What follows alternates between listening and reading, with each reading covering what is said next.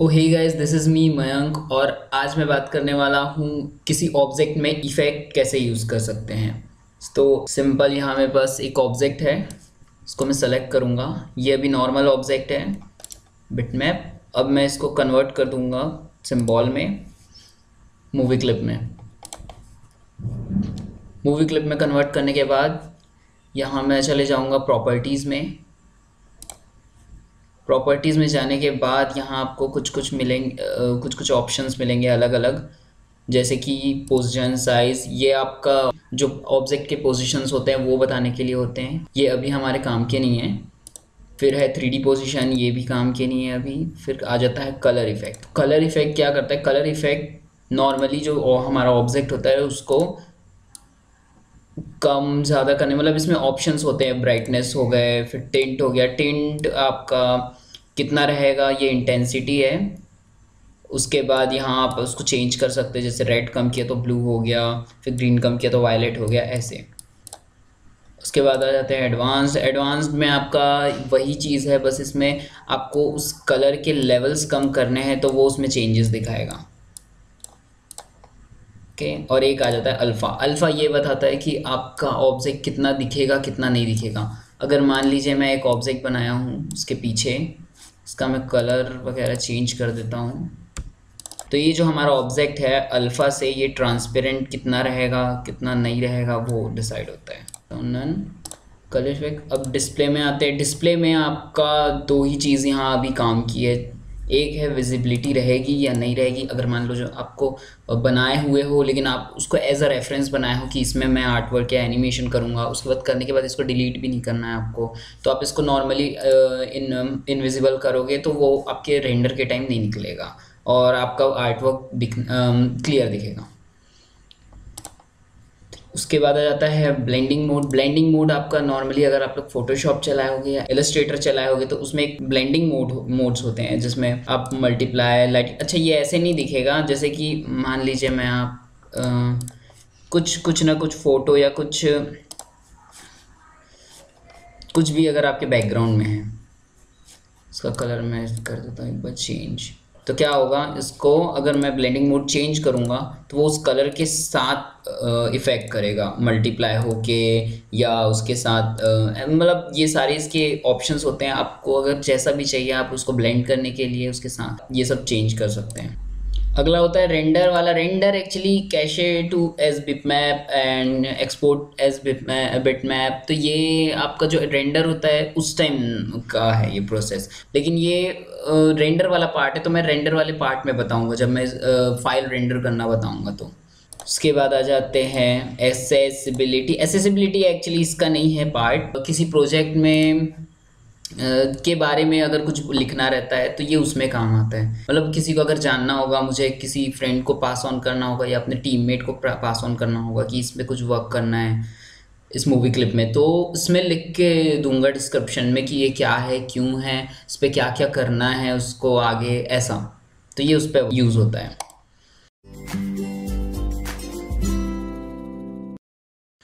फिर आता है अपना मेन फ़िल्टर। फ़िल्टर में अब यहाँ आ जाते हैं आपके बहुत सारे इफ़ेक्ट, मतलब इतने ज़्यादा नहीं है बट ये बहुत काम के हैं जितने भी हैं।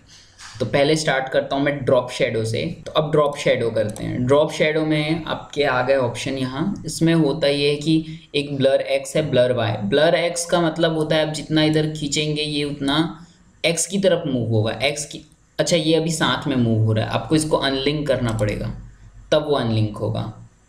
तो अब y को पहले 0 कर देता हूँ। ये देखो थर्ड वाला sorry blur x. Blur x में आपका जो एक्स एक्सिस में जो होता है, मतलब लेफ़्ट टू राइट, उस पे वर्क करेगा ब्लर इफ़ेक्ट। और अगर मैं y में करूँगा तो y में ऊपर और नीचे वर्क करेगा। ये देखिए ऐसे। अभी ये नीचे बस दिखा रहा है, नीचे की तरफ और राइट साइड में दिखा रहा है अभी शेडो।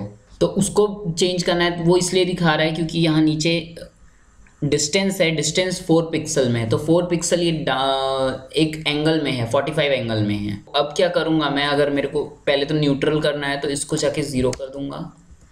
45 एंगल है, अब उसका कुछ नहीं कर सकते, जीरो भी करेंगे कहीं ना कहीं एंगल रहेगा ही वो। अगर मैं बाई चांस एक्स एक्सिस को थोड़ा अगर आपको यूनिफॉर्म अगर ब्लर करना है तो ये यूनिफॉर्म ब्लर तभी होगा जब आप नीचे की एंगल और डिस्टेंस और एंगल को ज़ीरो में रखें, तब ये यूनिफॉर्म होके ऐसे ब्लर होगा। अभी ब्लर थोड़ा सा अजीब लग रहा है, चीप टाइप, तो अब उसकी क्वालिटी बढ़ानी है, तो क्वालिटी के लिए यहाँ ब्लर क्वालिटी है उसको ये लो में है, जैसे अगर मुझे बहुत ज़्यादा हाई में चाहिए तो हाई में, तो ये थोड़ा अच्छे से रेंडर हो। लेकिन जब आप एक्सपोर्ट करेंगे ये फाइल तो ये थोड़ा टाइम लेगा एक्सपोर्ट होने में। अब स्ट्रेंथ ये होता है कि अगर बाई चांस मैं ब्लर को थोड़ा ज़्यादा किया हूँ, ठीक है, उसके बाद अब मैं स्ट्रेंथ अगर कम करूँगा तो ये थोड़ा सा लाइट हो जाएगा, बहुत ज़्यादा स्ट्रॉन्ग नहीं रहेगा। ये उस पर यूज़ होता है बहुत ज़्यादा, जैसे मुझे ये इतना नहीं चाहिए कालापन, तो मैं थोड़ा सा ऐसा रखूँगा। इनर शेडो ये होता है कि आपके ऑब्जेक्ट, आपका जो भी ऑब्जेक्ट रहेगा, मूवी क्लिप रहेगा, उसके अंदर की तरफ शेडो देगा।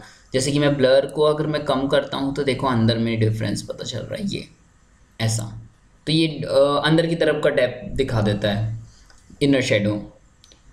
उसके बाद आता है हाइड ऑब्जेक्ट। अगर ये मेरा स्ट्रॉन्ग है, ठीक है, ये हाइड ऑब्जेक्ट भी सेम है, बट यहाँ नॉकआउट और हाइड ऑब्जेक्ट में ये डिफरेंस है कि आपका नॉकआउट हमेशा वो वहाँ पास वाइट एरिया छोड़ देता है, बट हाइड ऑब्जेक्ट पूरा का पूरा ऑब्जेक्ट छोड़ देता है, पूरा ट्रांसपेरेंट हो जाता है वो एरिया।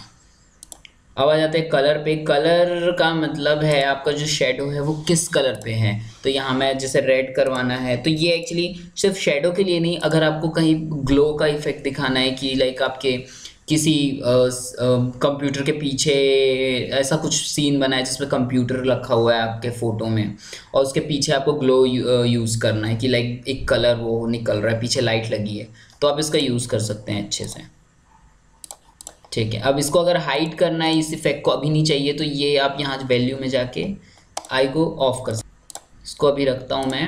सेकेंड आ जाता है ब्लर। ब्लर में होता ये है कि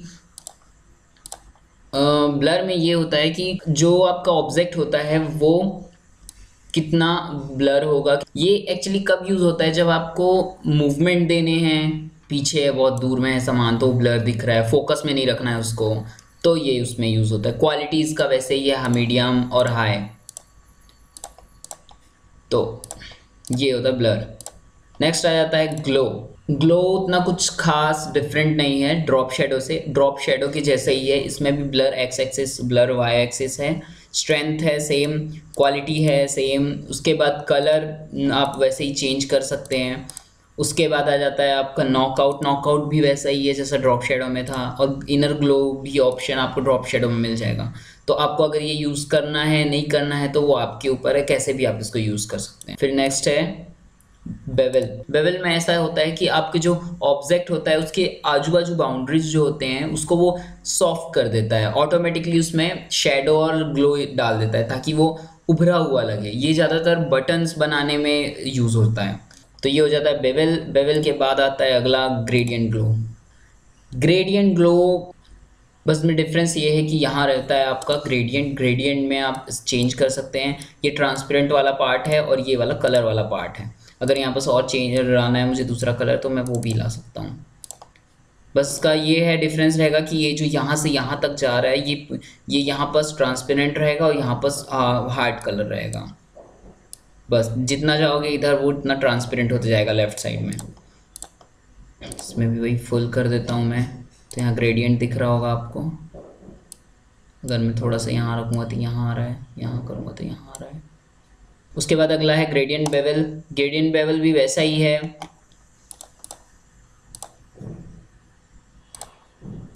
ग्रेडियंट बेवल भी वैसा ही है, एक्स एक्सेस सेम, जो बेवल में होता है सेम वही होता है, लेकिन इसमें बस डिफरेंस ये है कि ये ग्रेडियंट भी आपको चूज़ करने देता है कि आप उसमें कैसे भी कलर्स यूज़ कर सकते हैं वगैरह।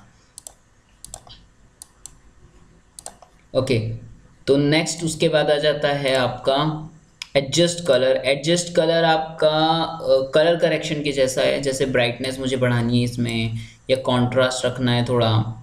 उसके बाद सैचुरेशन कितना रहेगा, कलर रहेगा नहीं रहेगा टाइप का, कलर सैचुरेशन में वही होता है। फिर उसके बाद होता है ह्यू, इसमें आप कलर ही चेंज कर सकते हैं सीधा, तो ये है जस्ट कलर। उसके बाद आ जाता है रिमूव ऑल, इनेबल ऑल और डिसेबल ऑल। इन तीनों का ये मतलब है कि अगर मैं डिसेबल ऑल करूँगा तो ये पूरा कम हो जाएगा। पहले मैं इनेबल ऑल को बताता हूँ। इनेबल ऑल में ये होगा कि जितने भी हाइड हुए रहेंगे, ये देखो सारे इफेक्ट ऑन हो गए हैं, ठीक है, तो ये इसमें हुआ है। अब अगर मेरे को सारे को फिर से हाइड करना है तो मैं सीधा जाके यहाँ पर डिसेबल ऑल, तो ये अनहाइड मतलब हाइड हो जाएगा। उसके बाद अगर मेरे को अगर मेरे को सेलेक्टिवली सब किसी को भी निकालना है तो मैं नॉर्मली यहाँ जाके क्लिक कर सकता हूँ वैसे, लेकिन अगर बहुत सारे इफेक्ट आपने यूज़ किया है तो आप सीधा जाके यहाँ से कर सकते हैं। और अब मेरे को डिलीट करना है अब इफेक्ट्स, तो मैं सीधा जाके रिमूव ऑल, सारा रिमूव हो जाएगा। और अगर आपके पास सारा है और आपको रिमूव बारी बारी करना है तो आप सीधा एक सेलेक्ट करके कोई सा भी यहाँ जाके माइनस जो साइन बना है उसमें क्लिक करना, ये हो जाएगा। फिर सेलेक्ट करके देन क्लिक, सारा हट जाएगा। तो ये था ऑब्जेक्ट में इफेक्ट कैसे अप्लाई किया जाए। तो दोस्तों आपको मेरा वाला ट्यूटोरियल कैसा लगा मुझे कमेंट बॉक्स में जाकर ज़रूर बताइएगा, और मेरे चैनल पर सब्सक्राइब करने के बाद बेल आइकन दबाना बिल्कुल मत भूलिएगा। अगर आपको इसी सब्जेक्ट पे फुल प्रीमियम पेड ट्यूटोरियल चाहिए तो नीचे डिस्क्रिप्शन पे लिंक दिया हुआ है, आप मेरे फेसबुक पेज, व्हाट्सअप पेज और ट्विटर से भी जुड़ सकते हैं, सेम डिस्क्रिप्शन पे लिंक दिया हुआ है। सो तब तक के लिए दिस प्रवीदास साइनिंग ऑफ।